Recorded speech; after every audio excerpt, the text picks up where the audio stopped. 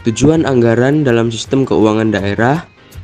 Tujuan pembuatan anggaran yaitu untuk perencanaan secara konseptual yang terdiri atas formulasi, kebijakan, anggaran dan perencanaan operasional anggaran.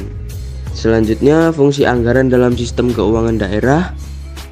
Anggaran berfungsi sebagai alat perencanaan yang antara lain digunakan untuk merumuskan tujuan serta sasaran kebijakan sesuai dengan visi dan misi yang ditetapkan, lalu merencanakan berbagai program dan kegiatan untuk mencapai tujuan organisasi serta merencanakan alternatif sumber pembiayaannya, lalu mengalokasikan sumber-sumber ekonomi pada berbagai program dan kegiatan yang telah disusun, menentukan indikator kinerja dan tingkat pencapaian strategi.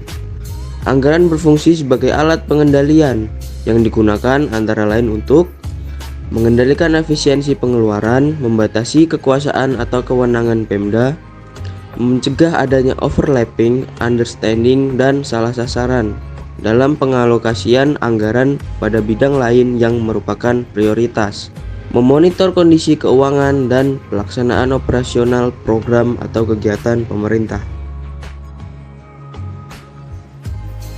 Selanjutnya, anggaran berfungsi sebagai alat koordinasi antar unit kerja dalam organisasi Pemda yang terlibat dalam proses penyusunan anggaran. Anggaran yang disusun dengan baik akan mampu mendeteksi terjadinya inkonsistensi suatu unit kerja dalam pencapaian tujuan organisasi. Di samping itu, anggaran publik juga berfungsi sebagai alat komunikasi antar unit kerja. Selanjutnya, anggaran berfungsi sebagai alat untuk memotivasi manajemen Pemda agar dapat bekerja secara ekonomis, efektif, dan efisiensi dalam mencapai target kinerja. Agar dapat memotivasi pegawai, anggaran hendaknya bersifat challenging but attainable atau demanding but achievable.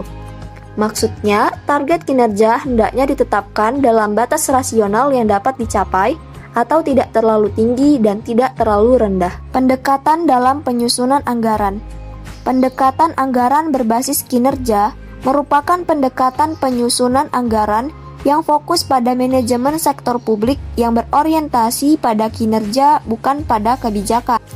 Adapun ciri dari pendekatan tersebut adalah komparatif, terintegrasi, dan lintas departemen, proses pengambilan keputusan yang rasional, berjangka panjang, spesifikasi tujuan dan adanya skala prioritas, analisis biaya manfaat, berorientasi pada input, output, dan outcome, serta adanya pengawasan kinerja. Materi selanjutnya yaitu pendekatan dalam penyusunan anggaran. Beberapa jenis pendekatan anggaran dalam New Public Management yaitu anggaran berbasis kinerja, Zero-Based Budgeting dan Planning, Programming, dan Budgeting System. Selanjutnya itu terdapat Medium Term Expenditure Framework atau MTEF yang merupakan penyelarasan perumusan kebijakan pengeluaran dengan kemampuan penyediaan dana dan pengeluaran pemerintah yang lebih mencerminkan prioritas pemerintah, memelihara kelanjutan fiskal, dan meningkatkan disiplin fiskal, meningkatkan keterkaitan antara proses perencanaan dengan proses penganggaran, serta mendorong pengalokasian sumber dana agar rasional dan realistis. Tujuan MTEF adalah menjamin konsistensi dan kesinambungan kebijakan, yaitu kebijakan tindakan berubah kecuali karena berdasarkan hasil evaluasi dan kebijakan yang telah ditetapkan atas terjaminnya pendanaannya. Penganggaran selanjutnya adalah Unified Budget, merupakan pendekatan penganggaran dengan mengintegrasikan seluruh jenis penganggaran baik menurut organisasi, fungsi, program, kegiatan, dan jenis belanja. Selanjutnya adalah Performance-Based Budgeting. Penganggaran berbasis kinerja adalah sistem penganggaran yang berorientasi pada output, organisasi, dan berkaitan sangat erat dengan visi, misi, dan rencana strategis organisasi. Ciri utama performance-based budgeting adalah anggaran yang disusun dengan memperhatikan keterkaitan antara pendanaan atau input dan hasil yang diharapkan atau outcomes, sehingga dapat memberikan informasi tentang aktivitas dan efisiensi kegiatan. Kemudian tujuan penyusunan anggaran berbasis kinerja yaitu Pertama, meningkatkan kualitas belanja, yaitu efektif dalam mencapai sasaran pembangunan dan efisien dalam pelaksanaan.